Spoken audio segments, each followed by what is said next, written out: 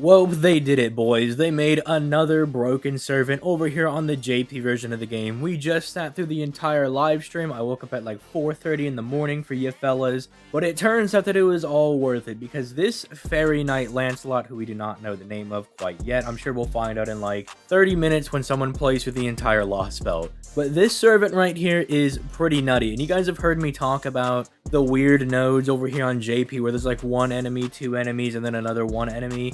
This servant might be the solution to a lot of those issues, and we'll kind of talk about that in today's video. If you enjoy FGO content, I upload these every single day. What are you doing?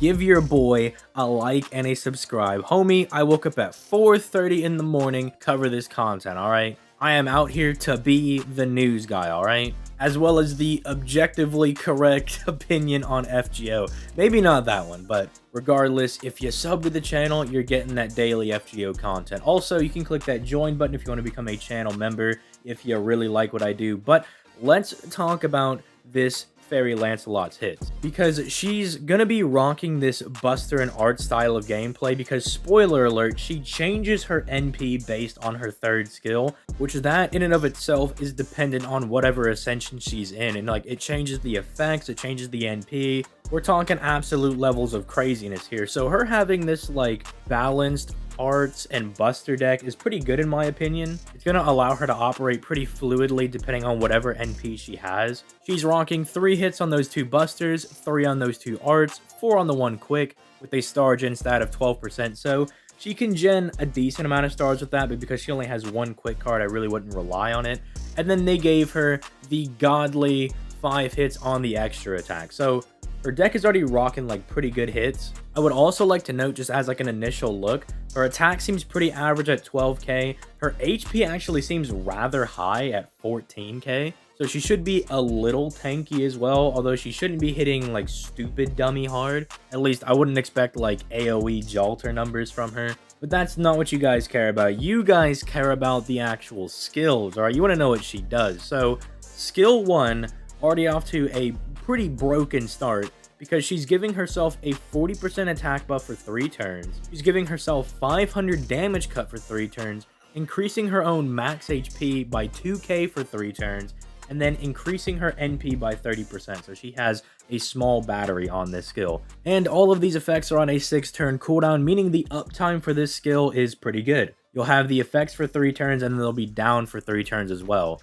And, I mean, obviously, this is a pretty decent skill, right? It's literally giving you everything you would want. You're getting decent survivability with the damage cut and the max HP, and then you're getting a pretty solid offensive buff with 40% attack. It's not a card type buff, so you're not buffing like your NP gain or your star drop rate or anything. But at the same time, you're buffing the damage of all of your cards because it's a raw attack buff. And then you're getting a 30% battery, which is pretty nice. That will give her some synergy with stuff like a max limit broken imaginary element, stuff like that. Although we do have to consider, again, the third skill, which we'll get into, and her shifting her different NP types. Although I'll get more into that when we get to the third skill. For now, let's talk about the second skill, which is kind of a mishmash of some of Lancelot's different skills, because she's getting a massive amount of star weight for 3 turns. 5,000% star weight, in fact. Meaning if there are stars on the field, she's gonna absorb them. She's then getting star refund every single turn, so she's getting 10 stars every turn for 3 turns. And then she's gaining 10 stars immediately to kind of play around with, all on a 5-turn cooldown.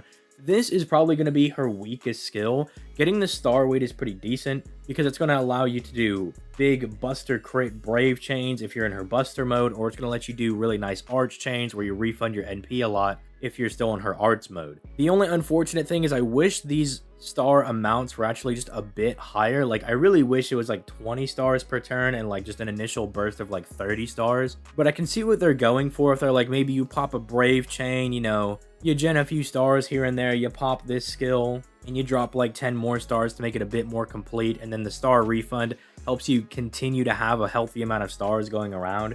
I can maybe see that being a thing, but overall, this does seem to be her weakest skill, especially when we have the third skill, the thing that I actually want to talk about.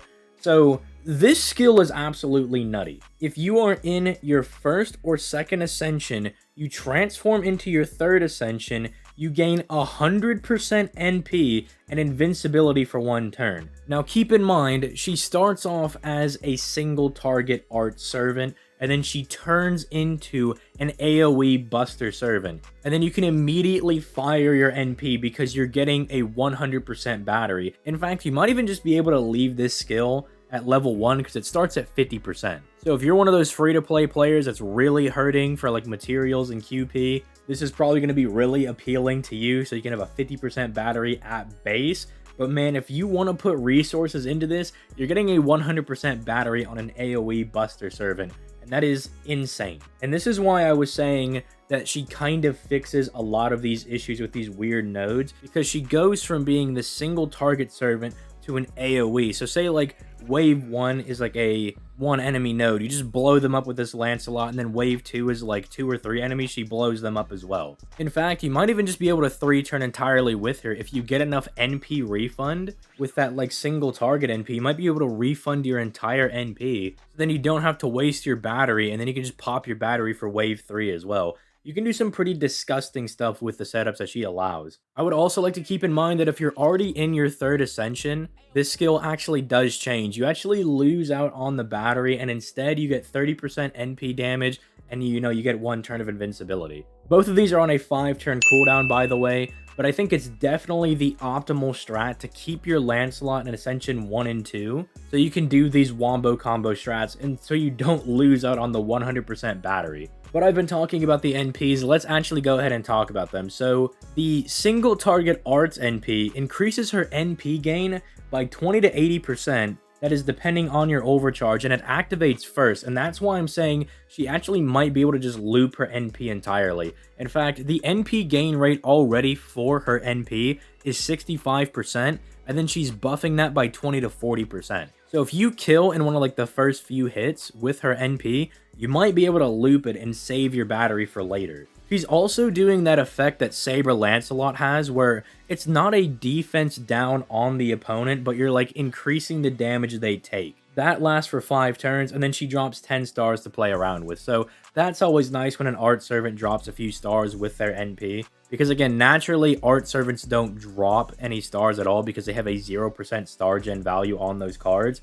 So when you can guarantee that you're going to drop some stars, that's always pretty good. Now, the Buster NP is here to just do big damage to people. You apply Ignore Invincibility for yourself, so they cannot run, they cannot hide, you're just going to murder everybody. And then instead of getting NP gain, you get a 20 to 60% Buster buff for yourself, depending on overcharge. And then she deals burn damage to everybody. I think the flat 1000% damage cut is a bit better than 1000 burn, but I mean, hey, the burn lasts for 5 turns, and if you want to kind of stack that on people, maybe some servant comes out that can really abuse burn. Who really knows? Maybe that'll have some effect. I know that I've kind of chastised burn in the past, and people are like, I like to have burn memes, so maybe you're one of those people that actually likes to have burn. I don't know, but overall, this servant is redonkulously good. They did not fail to keep up the hype momentum because, I mean, Skill 1, you're basically getting all of like your offenses set up, right? You're getting a decent attack buff, you're getting very decent survivability with the damage cut and the max HP,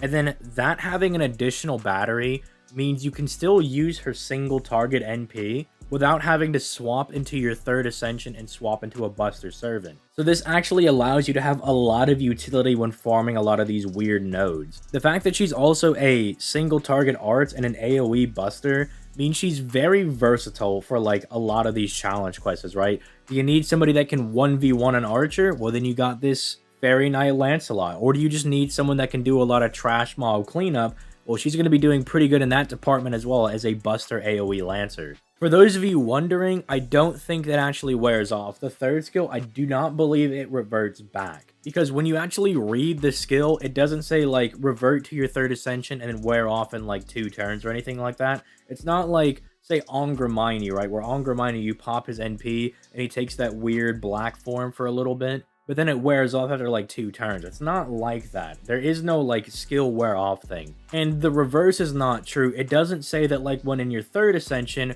revert to your 2nd ascension, right? It doesn't do that. So once you go into your 3rd ascension, that is permanent. That's the only maybe downside for this servant. But honestly, I really like that style of gameplay because it's going to reward you for being very knowledgeable about your servant. You're going to get rewarded for playing smart and not being rash or anything. But I would love to hear what you guys think about this servant down in the comments down below. I am highly anticipating a banner too, by the way, because we only have a 2 servant banner right now. There's no Oberon, there's no Kazura drop. You know, none of these other servants or characters that we've seen in Lost Belt 6, none of them have appeared yet as like an actual summonable servant. So we're kind of holding out for a second banner. So I will be staying tuned for that. You know, stay tuned to the channel. I will inform you guys the moment they come out. There will be a ZTL video talking about how good they are. But again, let me know your thoughts in the comments down below. Like and subscribe, all that good stuff. My links are down in the description as well. Like, there's my Discord.